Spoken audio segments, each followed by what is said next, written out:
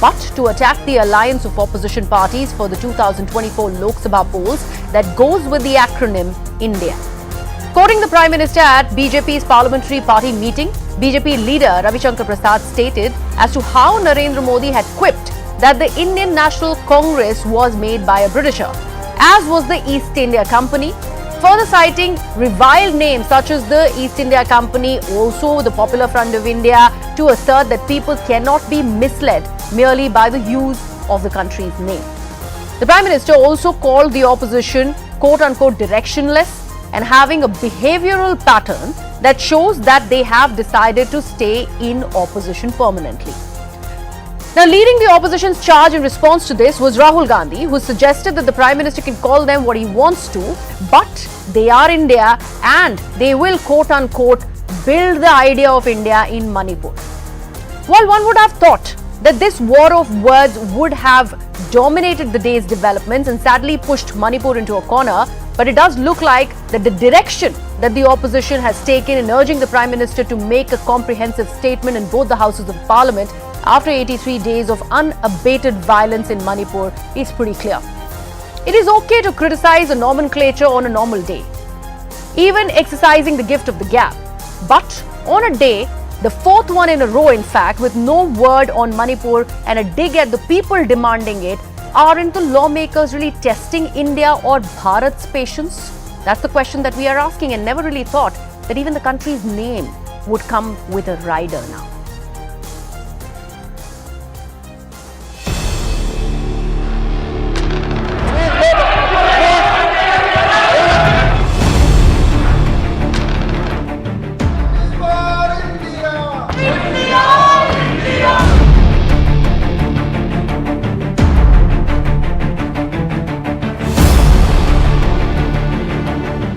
Indian नाम भी बहुत विचित्र संयोग है।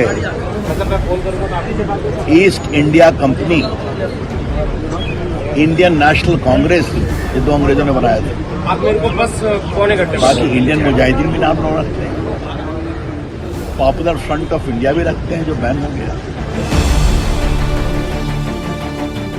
देखिए, हम मोदी साहब को सदन में आके मणिपुर पे आप वहाँ के स्थिति पे बोलिए, हम इंसिस्ट कर रहे हैं, लेकिन वो अपने पार्टी में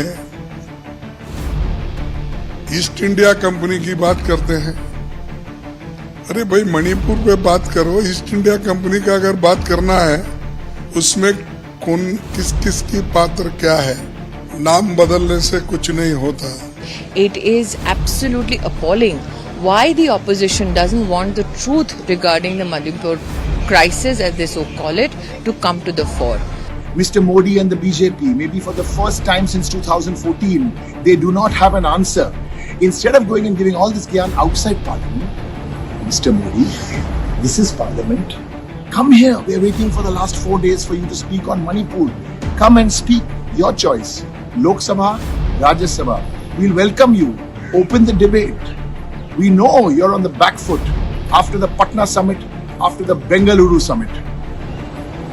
India जीतेगा भारत। पहली बात, अभी अभी विपक्ष कह रहा है कि हम प्रधानमंत्री मोदी के नाम पे चुनाव लड़ेंगे। अरे जब आप वोट मोदी जी के नाम पे मांगते हो, चुनाव मोदी जी के नाम पे लड़ते हो, तो सदन में अमित शाह क्यों बयान देंगे?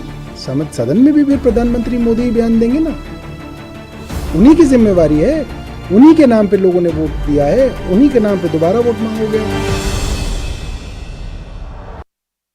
Let me now open this up to my panel who joins me this evening. Shaina NC of the BJP, John Brittus of the CPIM, Dolly Sharma of the Congress Party, and Mr. Raj Gopalan, who's a senior journalist, are all with me this evening on this panel. Let me begin with the Bharatiya Janata Party. Shaina NC, do you think that the Prime Minister, by saying what he did in BJP parliamentary meet, has given enough ammunition to the opposition party for saying what they are doing now?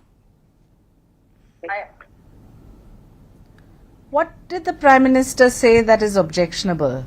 I mean, please understand that at a time when the Prime Minister and the Home Minister have said time and again that we should be discussing in Parliament and not stalling Parliament.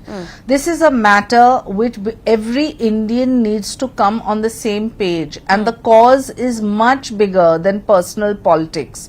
Those who are stalling Parliament and only interested in a war of words, I think it's unfortunate.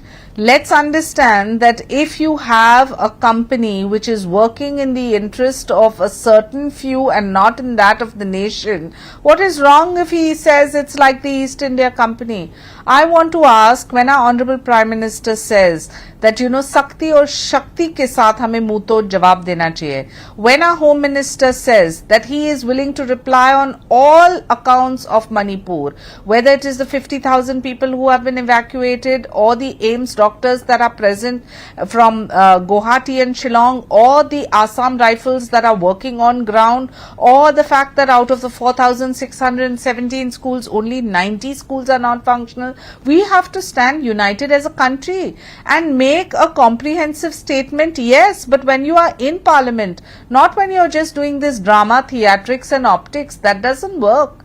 That is your own kind of hidden agenda, which is negative in nature. And do understand that in the Parliament monsoon session, you are wasting taxpayers' money. For every 1 hour not spent is a 1.5 crores. But Shaina, tell me, how is only the opposition responsible for that stalemate?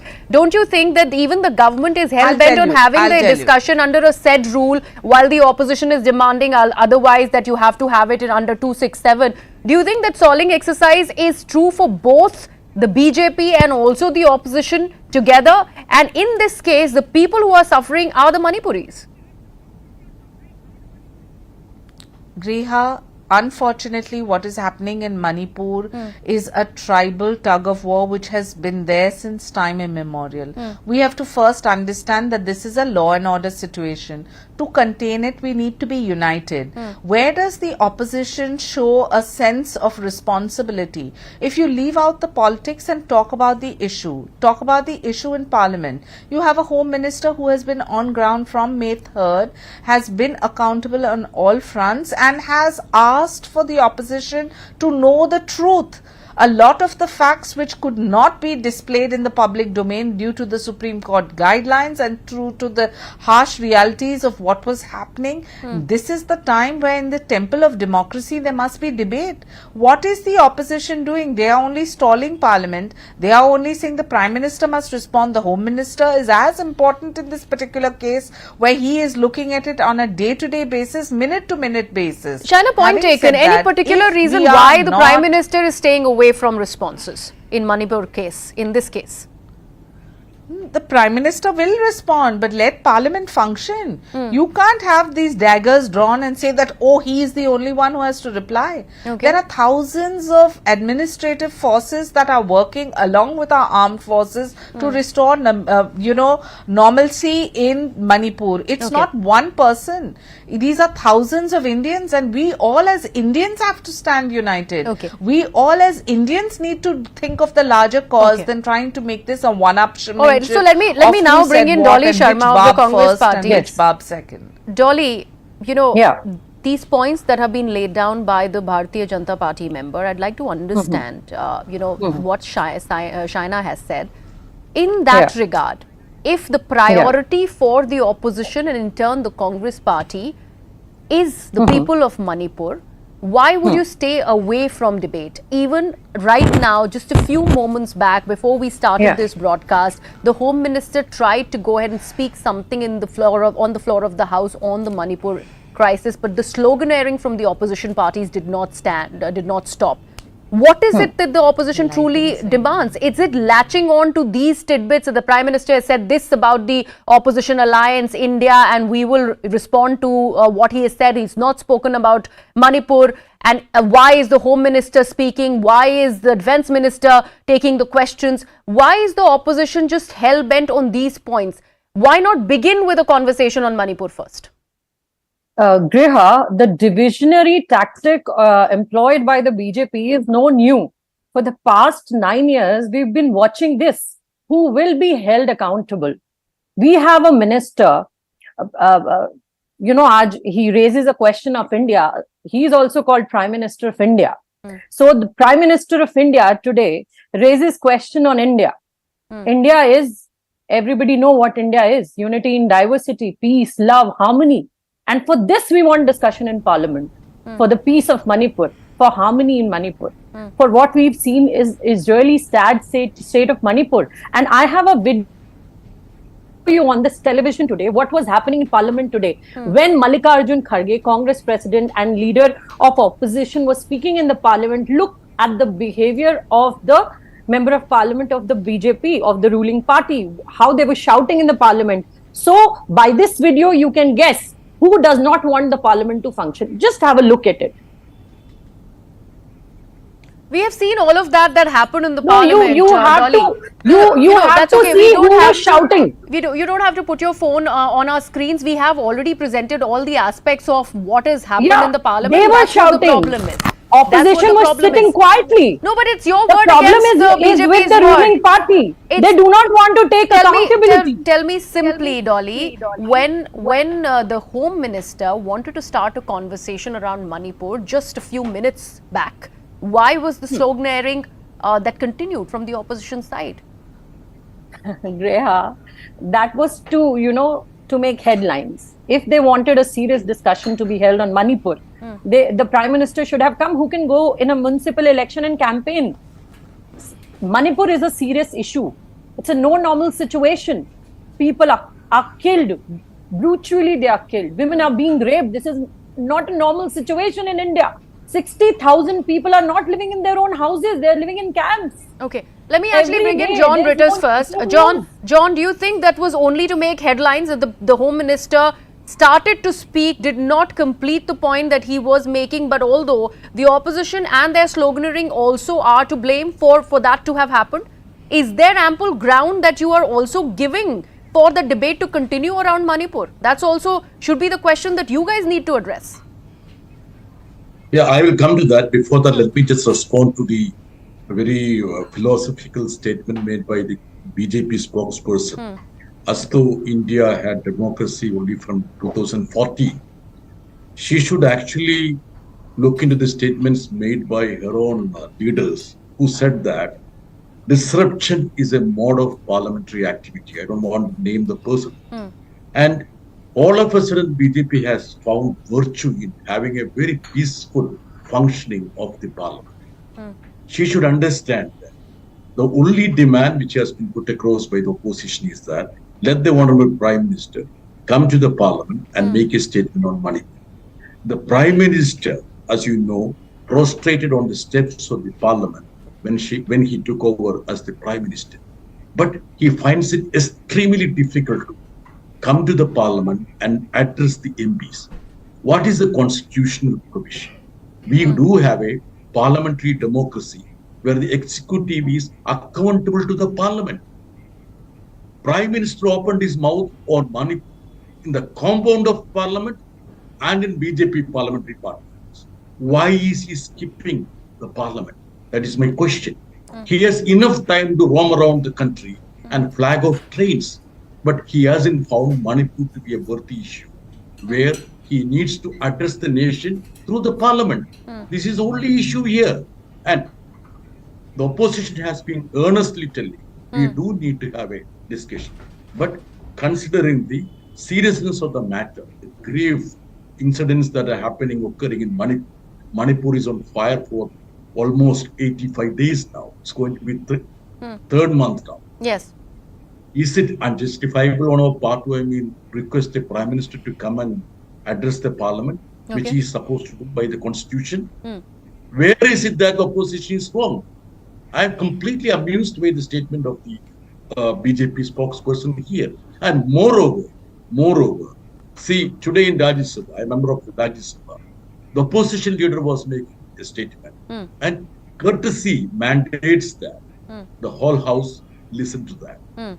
But the ruling party members were trying to disrupt the house, even during the last session also.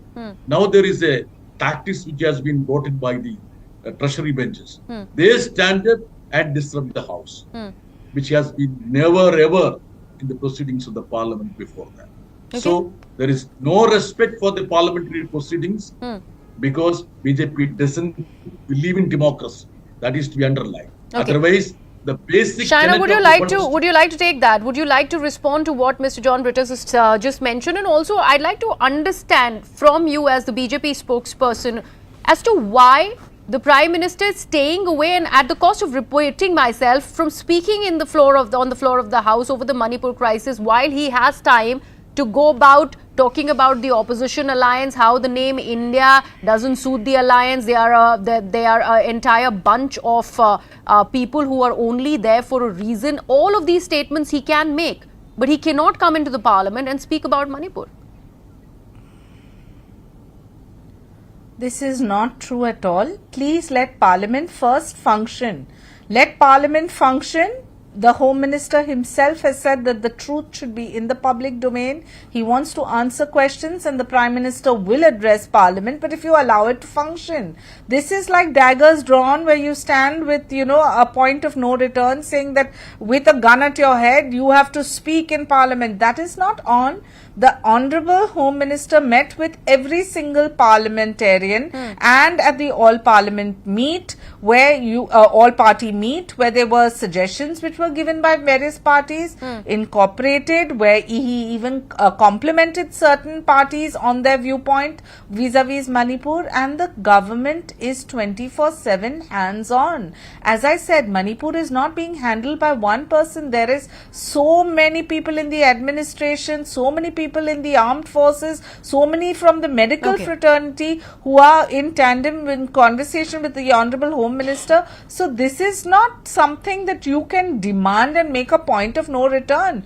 Let Parliament function, let people have the answers to what is happening in Manipur. Let there be a healthy debate and let's Point taken, move Shaina. beyond Shaina, petty in fact, we are getting politics. some breaking Who are news, you which to is to question do with whether the this Prime very Minister debate that is we are travelling or not having on the broadcast. Let's first take that piece of breaking news. And we've been told that the Union Home Minister Amit Shah has written to the Congress President Mallikarjun Kharge and also Mr. Adhir Ranjan Chaudhary. And he has said that the centre is ready for a comprehensive discussion on Manipur.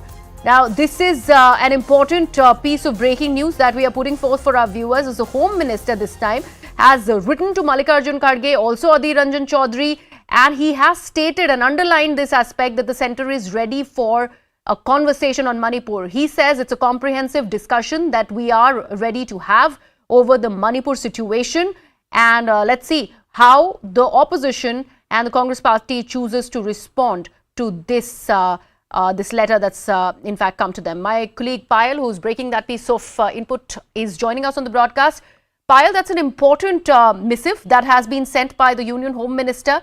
Are we expecting any response from the Congress party? No, certainly the Congress party should respond, given the fact that the Home Minister has written to the leader of opposition, it's Mallikarjun Kharge, who's also the Congress president, and Adhir Ranjan Chaudhary is the leader of the Congress party in the Lok Sabha. So he's written to both these leaders and telling them that since you have been asking for a discussion to take place on Manipur, I am more than happy in having a discussion taking place on Manipur. I would urge the Congress party to participate in the discussion. That's the lineup for as far as the Home Minister's letter is concerned. This also comes in after recently the Deputy Leader of the Lok Sabha, Rajnath Singh himself, communicating to Mallikarjun Kharge, Asuli Bandyopadhyay, also, on the same line. So it is a message, that is being sent by the government saying we are not running away from debate, we are not running away from discussion. Again, the message being sent by the Home Minister clarifies that yes, he is a man who is going to be answering all the questions that the opposition parties really want. Last time around, when this to Rajnath Singh, they said they will not settle for anything other than the Prime Minister's reply. Let's see how the Congress party responds to this. All right, Dolly Sharma, would you like to come in here? Don't you think that there is some sort of a movement that's coming from the centre, with the Union Home Minister offering an olive branch to members of the House, the opposition party, saying that they want a comprehensive discussion on Manipur? Will the Congress and the other opposition leaders meet them halfway? See, we are ready for discussion, Reha. I've already told everybody, and the entire India knows. Not today. From the day one, we've been saying this, that we want a detailed discussion on Manipur because the situation is really critical. People are dying. So we want to discuss Manipur in detail. As per 267, we are ready for it. And we want an answer from the Prime Minister. Clearly, and let our president decide, let the leader of opposition decide, and you'll be Do you think there is going to be any movement after this letter by the Home Minister to Mallikarjun Kharge and Adhir Ranjan Chaudhary? Is there going to be a shift in stance of the opposition parties? Is the question that I'm asking to you, Dolly. Yeah, Griha, already Mallikarjun Kharge ji gave a statement today that he is ready for a discussion, a detailed discussion on Manipur. Okay. A detailed discussion on Manipur. We are ready for it. All right. Let me now bring in Mr. R. Rajgopalan, who's a senior journalist who's been patiently listening to all the stakeholders in this debate. Mr. Rajgopalan, what do you see happening in Parliament over this entire Manipur crisis? Do you think either the opposition or the government of the centre is really serious at having any conversation? And this, while I'm also talking about this latest letter that's now been sent by the Home Minister to the leader of opposition and also the leader of the Congress party in the Lok Sabha, where do you see this going from here? My understanding is the ice is broken. Okay. Now, government as well as the opposition have come down one step down. Opposition is now trying to bring a no confidence motion.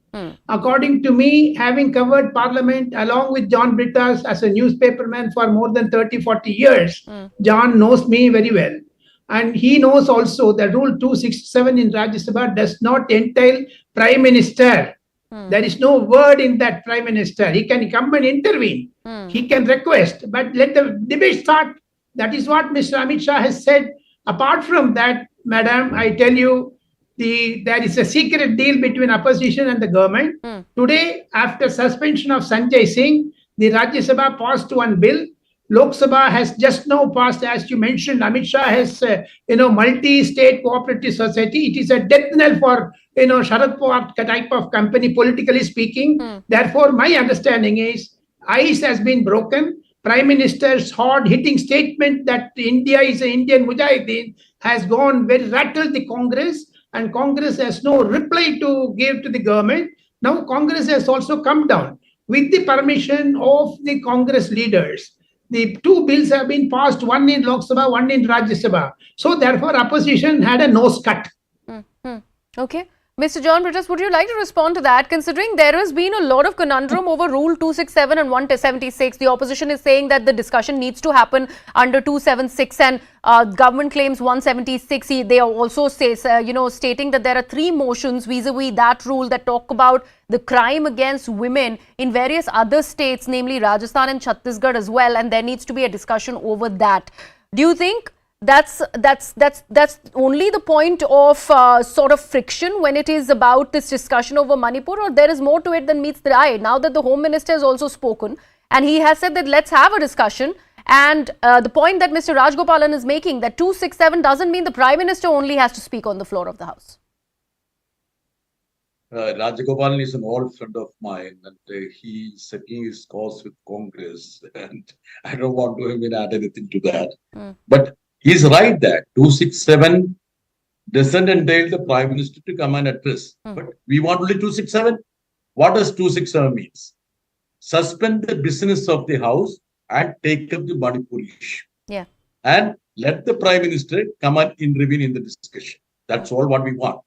Instead of that, what the government has been telling that, let us have a short duration discussion. He said that we need to have a comprehensive discussion under Rule 267. If the government accepts that, naturally, we will cooperate with the government. Okay. There is no hassle in that. And second point, see, the BJP has been taking up issues of Rajasthan, Chhattisgarh. Let them take it up, Madhya Pradesh, every state.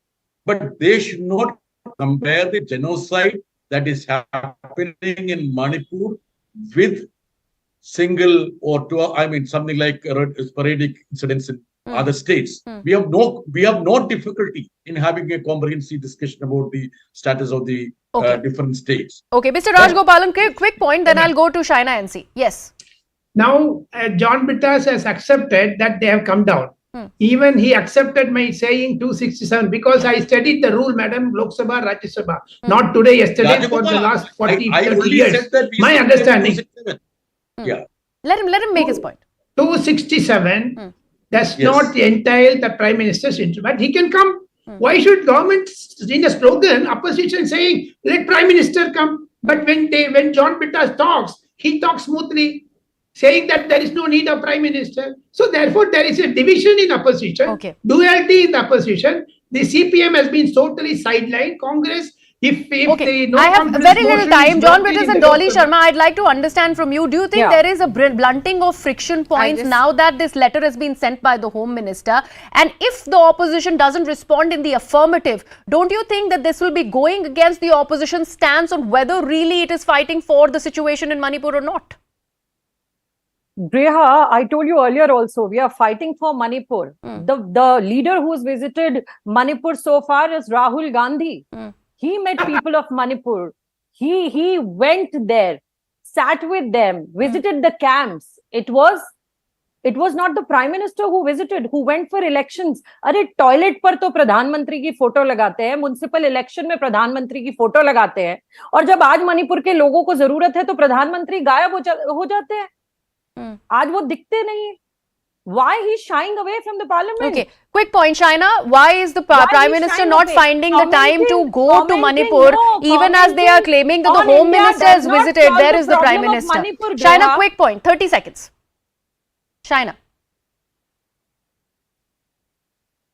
You're on mute, Shaina. I request Yeah. the opposition to show. Yeah, I can hear you. I'm Please on go ahead. mute. No, you can go ahead, please. I said I request the opposition to show magnanimity and statesman-like approach. This is a situation which is the Northeast today. If we want to stand united, firstly, have respect that our security forces have been deployed. Situations are coming into being contained, and the Honorable Home Minister has extended the olive branch to every party, saying, please be a part of progressive democratic process where we answer. We are accountable, and you too have your Absolutely. role, which is and a let's see where does it go responsible from there, opposition, because not Shaina a said this is an disruptive olive opposition. branch that has been extended by the Home Minister. Let's see if the opposition decides to take it or not, and whether or not tomorrow there is a discussion in both the houses of the parliament that begins with Manipur. With that, we have to leave it. And up next, we are having another debate, which is the award Wapsi saga, as it is now returned to the forefront with a parliamentary panel proposal for an undertaking for prospective awardees not to use their awards as political tools. Now, is this a bid to preserve the honor of these awards or to muzzle dissent? That will be the debate that is coming up after this very short break. So stay tuned for that.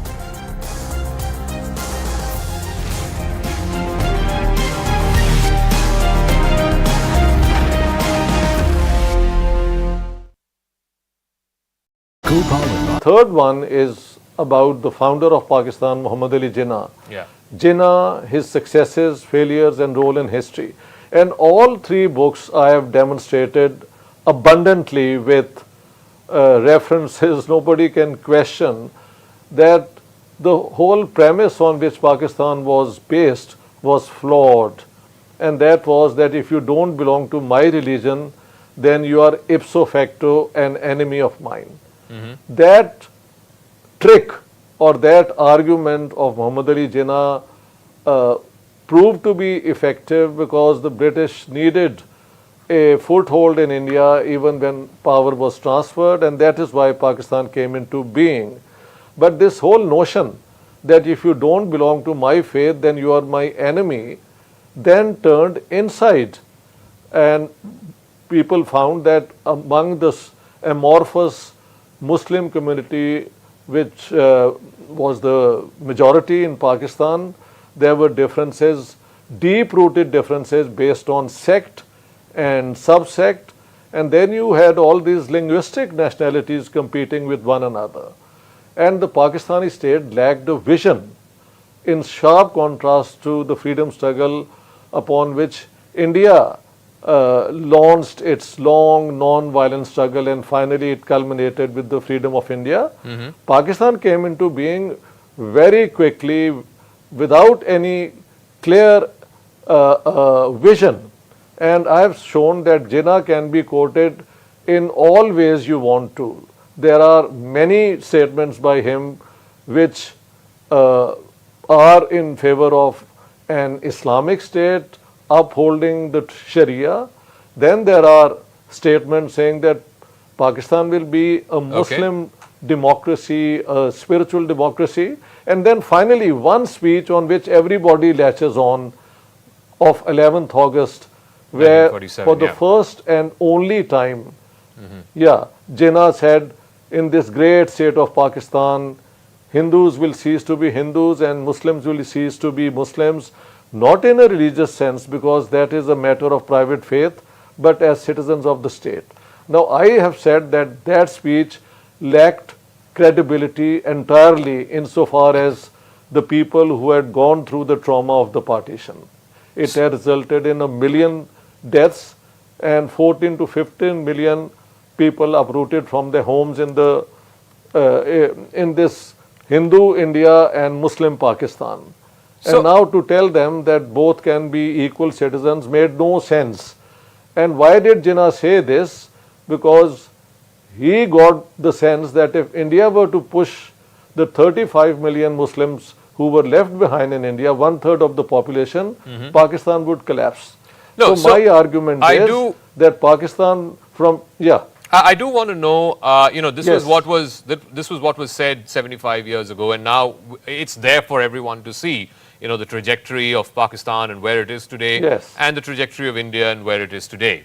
There is a sort of familiar argument that you hear about the Modi government in particular, that it is on the march or it is wanting to turn India into a Hindu majoritarian state. You have been here in India. I presume this is not your first time here, but you have been here, you have interacted with people here, you have spoken to different people from different cross-sections of society. What are your impressions, and does this argument hold according to you that India, which was envisaged and which has so far remained a secular state, may be being pushed by this government, by the current dispensation, into becoming a Hindu majoritarian state? Is there any merit in that argument from whatever you've seen and whatever observations you have in your interactions with people here? Well, let me give an answer which I think must be at least should have two dimensions. One is what I observe every day, moving from one part of India to another, one city to another. There you find that Muslims are living like they have always lived in a plural sort of society. The mosques are there, the azan, the call to prayers I have heard being recited, women in burqa and in hijab walking in a leisurely manner as if nothing has happened. So if you just go around different parts of India, there is no evidence that the Muslims constantly live in fear of aggression from the majority Hindus. But there is no denying that the BJP government does have a vote bank politics which favors the Hindus, and I have pointed out even to the RSS when I have met them that the BJP has not elected any Muslim to the Indian Parliament. And so there is reason to believe that there is a majoritarian thrust in the present government. But does it translate into Muslims living in fear all the time? I didn't find any evidence. One of the big talking points in the last 9 years of the Modi government has been the government's treatment of minorities. Now, there is a view, particularly amongst liberals as well as, of course, in Western capitals, that the Modi government...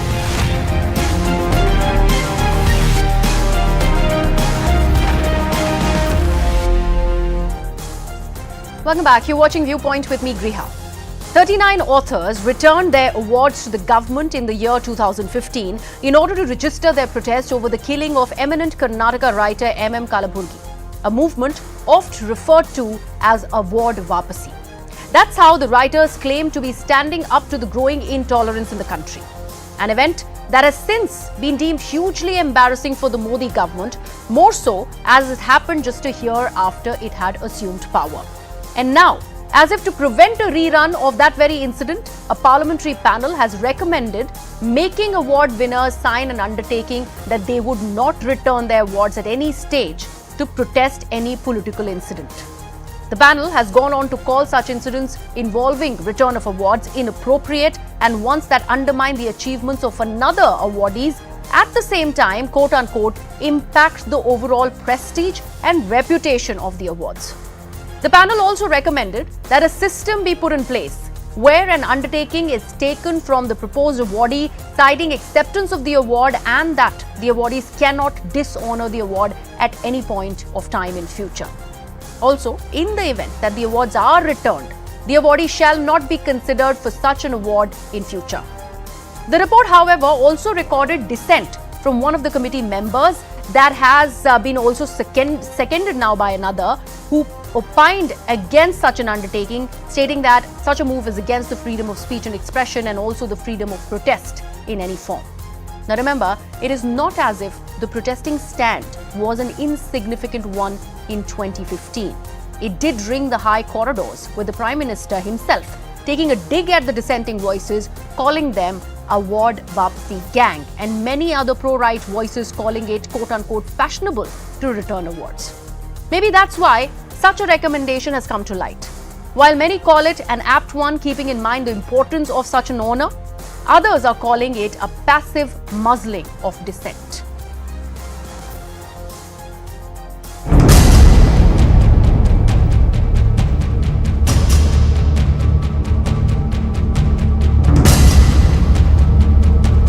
Ridiculous suggestion. This takes away the fundamental right for expression, which includes the right to protest. What the government had done is a disgrace to the country. To oppose it, I am doing it. If the government is acting against the people, how I have the right to condemn it. They should also understand that they are being awarded acknowledging their domains. They should not mingle up other things with their domains. Returning the award back is not a good symbol.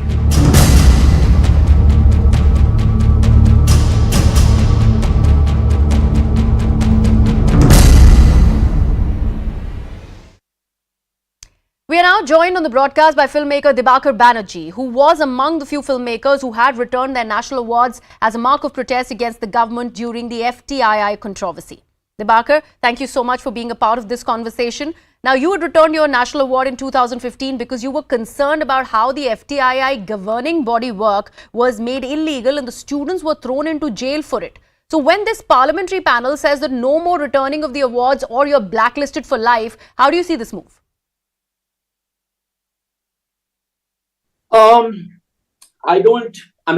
There is no personal response because I think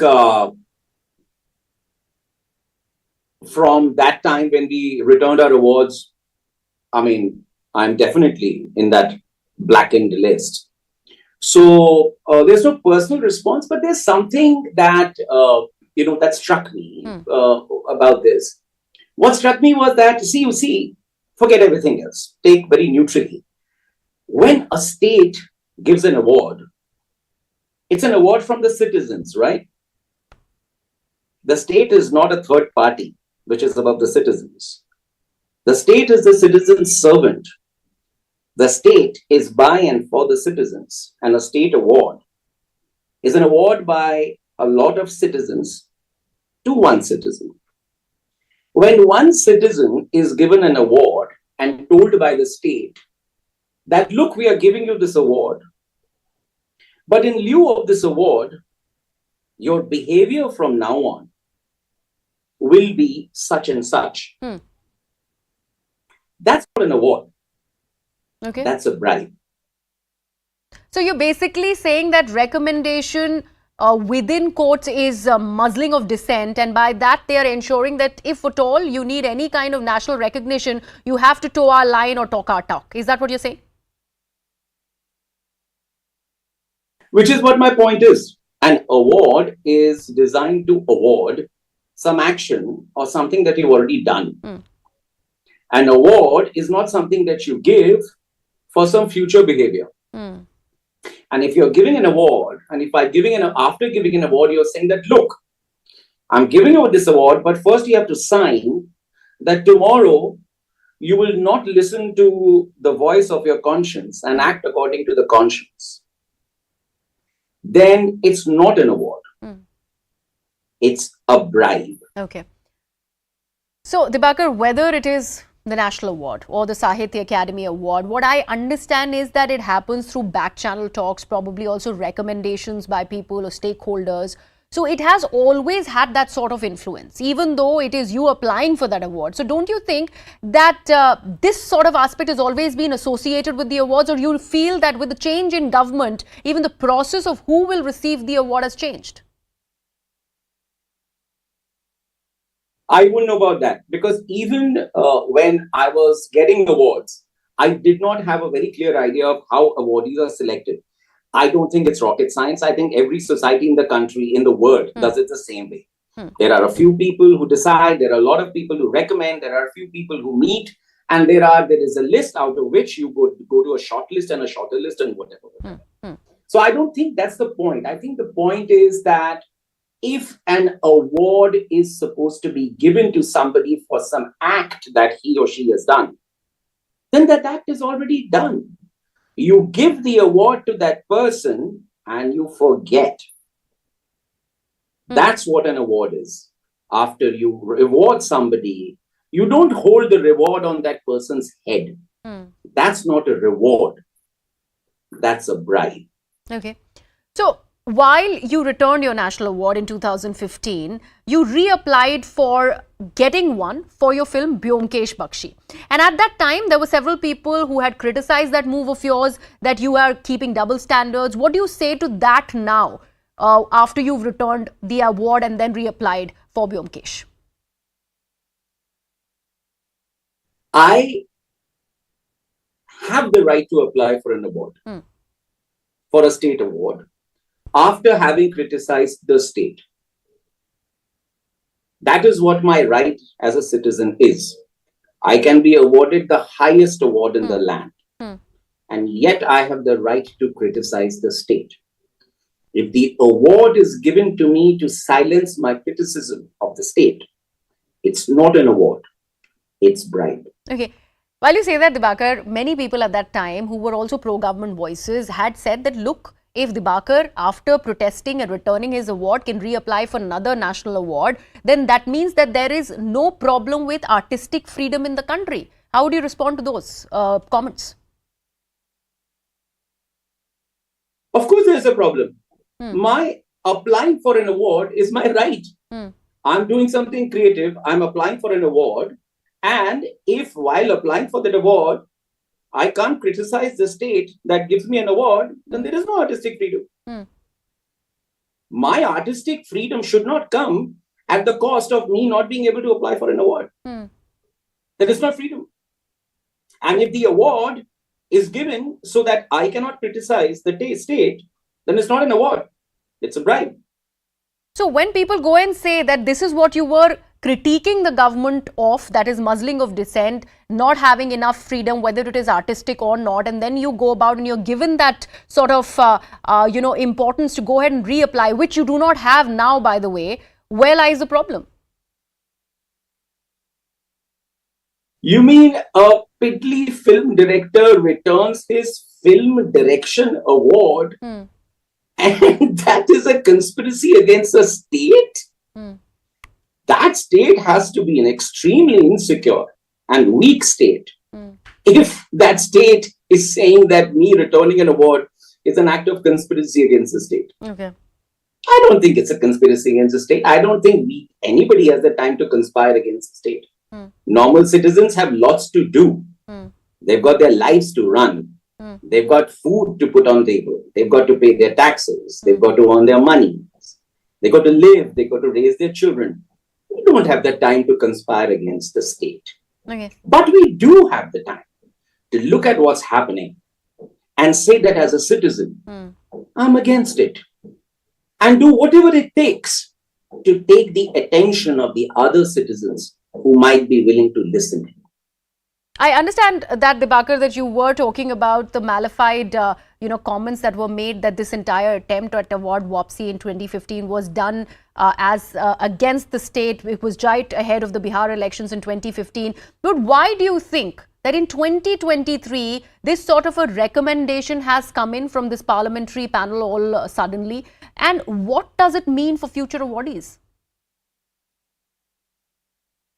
I'm afraid you'll have to ask those who have formed this law that, because I didn't form this law, I don't know. I can only surmise. This kind of a law which says that you can't do this, which in anticipation means that they probably are expecting a lot of overt Wapsis.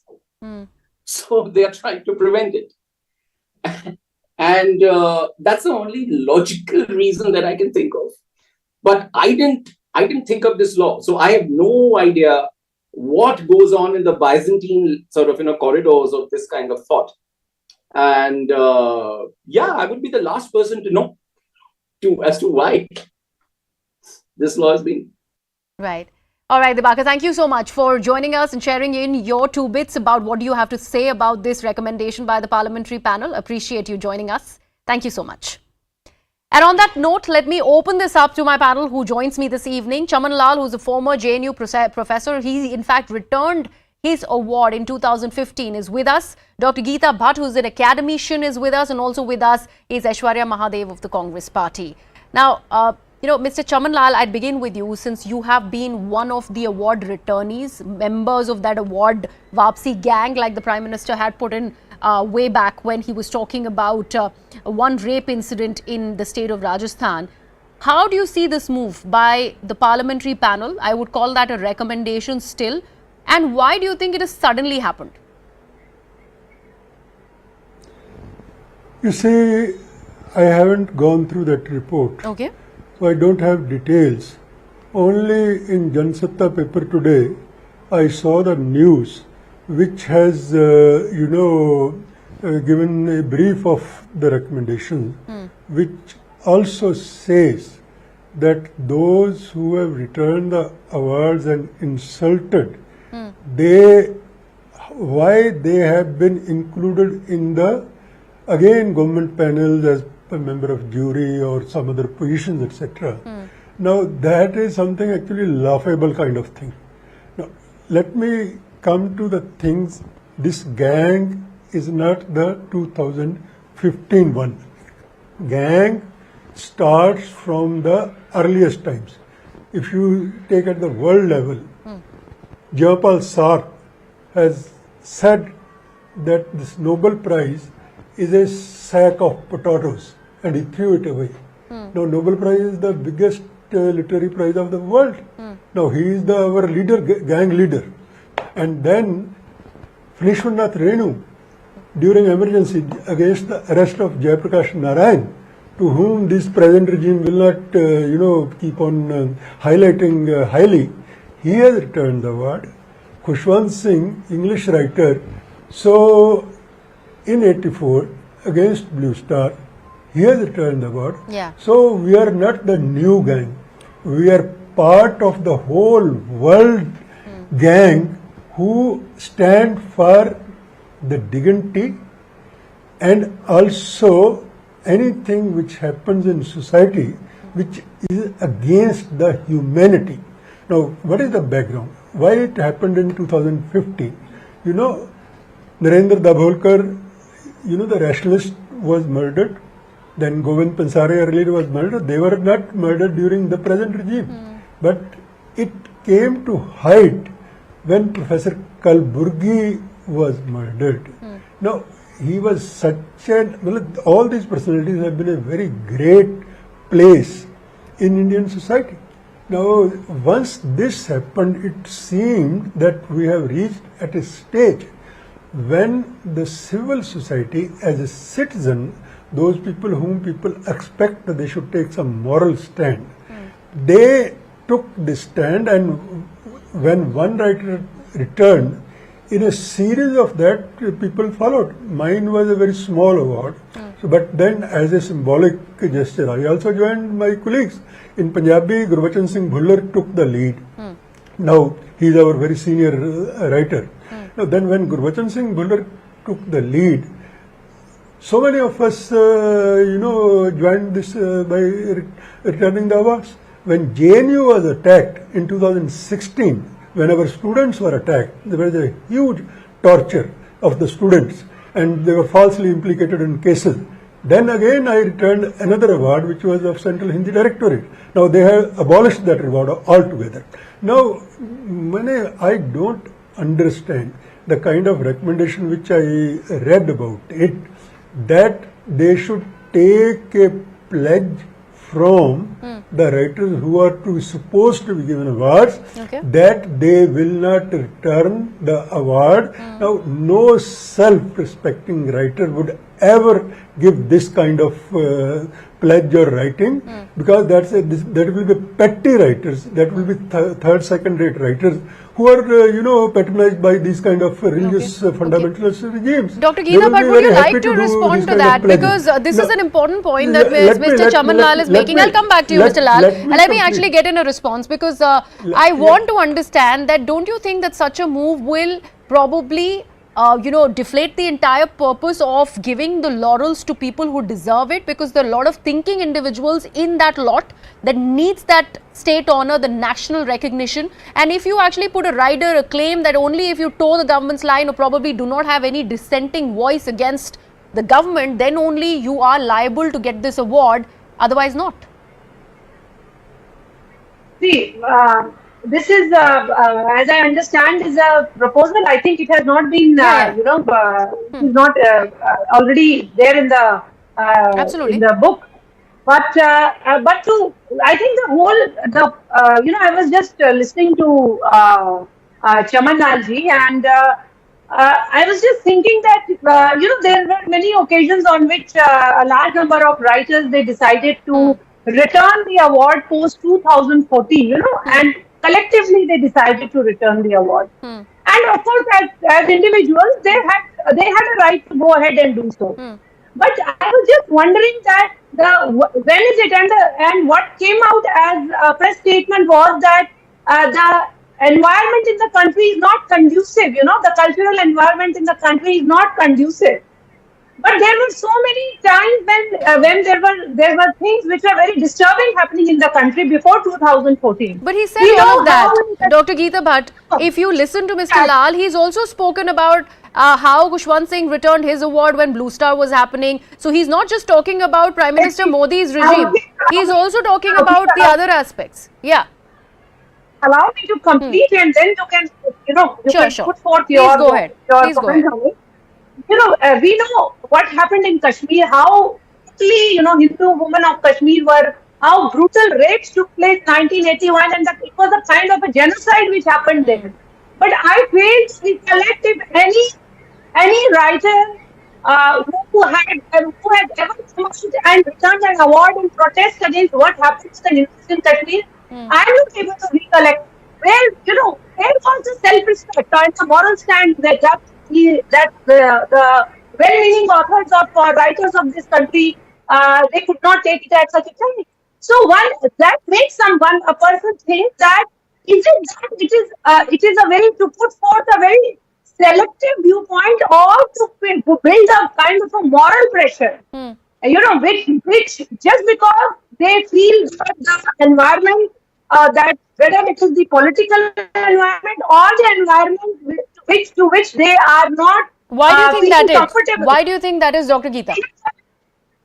Because when these kind of awards were written, I also like to ask this, and I do think so, because as I understand, there are also cash prizes which come along with these awards. But I do not know. I mean, they may that whether when all these awards were returned, which are in form of medals or citations, is it just cash amount? Because given there were many awardees that chose to return the amount also, but never before has this happened. This was an unprecedented event that could not have been possible, and that's why the checks could not be taken back. Let me actually bring in Aishwarya Mahadev, who's been patiently listening, and she also wanted to make a point over the statement that Dr. Bhatt was making. Yes, Aishwarya. Good evening, Griha. I think in making a very rhetorical ad hominem attack, the Bhatt has basically insulted the integrity of the entire community of extremely talented, extremely, hardworking people whose contributions, which have been rewarded in the form of awards, she has called into question, and I think that's absolutely shameful. Griha, two very limited points. Quashing dissent to this degree is an absolute sign of decay of democracy. And you cannot use this selective outrage saying, why didn't you do it then? Why are you doing it now? Because that very honestly questions what the reality is. Because Griha, over time, in various countries across the world, you have seen symbolic protests having far more impact. Whether it is somebody's fist raised in an Olympic podium, or whether it is bending a knee, or whether it is returning an award, the symbolism of some of the brightest, most talented, some of the most intelligent people returning their recognition is what? It is not the action in itself. It is why it is being done that needs to be examined. The government should look and see that I am bestowing an honor on somebody, but what have I done, or what has my inaction led to, that these prolific people in society have decided to return this award? This is a form of the highest showing a mirror to authorities and the people in power, and this has been done over time. To suddenly stifle this with half-baked rhetoric and argument saying there's a money prize, it is an insult.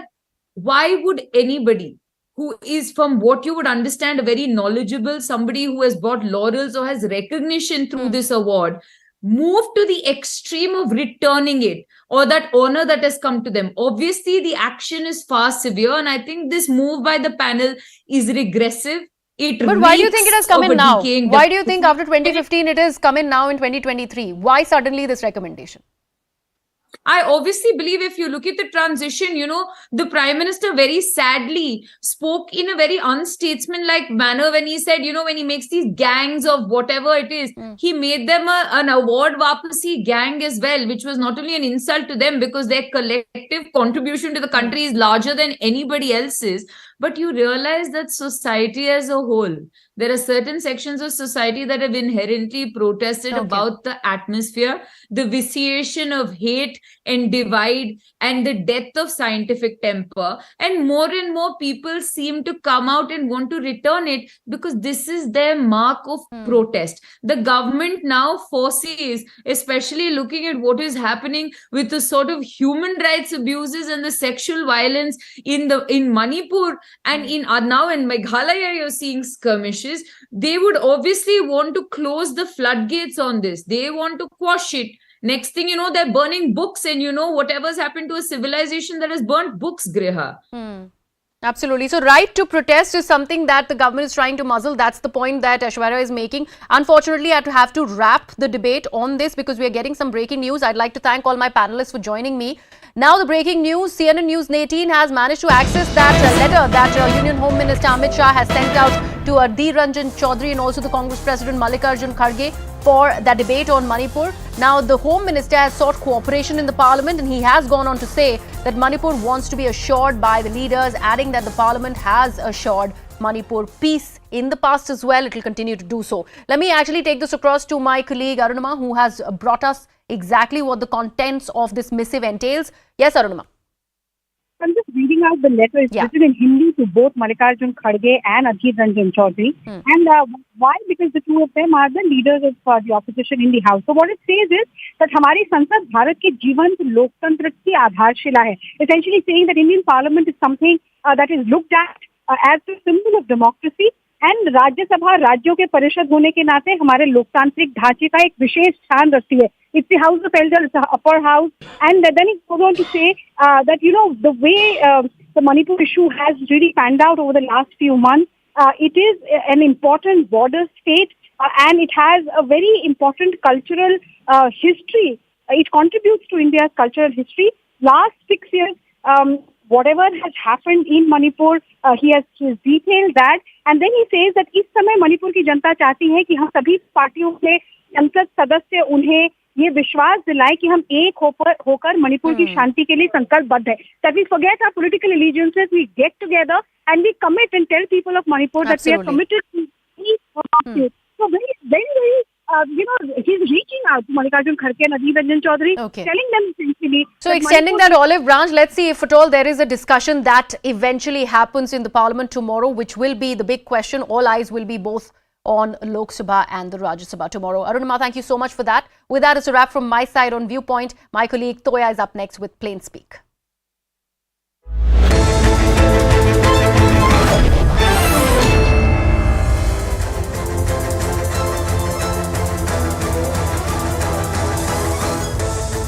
Good evening. You're watching Plain Speak with me, Toya Singh. Now, on this show, we aim to break down the day's top stories by trying to keep an eye on the facts and the facts alone. Our first focus for the day is the Parliament, where the day started by a targeted set of comments from the Prime Minister about the opposition alliance's INDIA title. Now, the opposition has responded by keeping their guns trained. They're arguing that this is the BJP's way of skirting the topic of focus, the continued conflict in Manipur that's gone on for almost 3 months, resulting in the loss of more than 130 lives. Now, the 26 parties of the opposition alliance continue to say that they want the Prime Minister here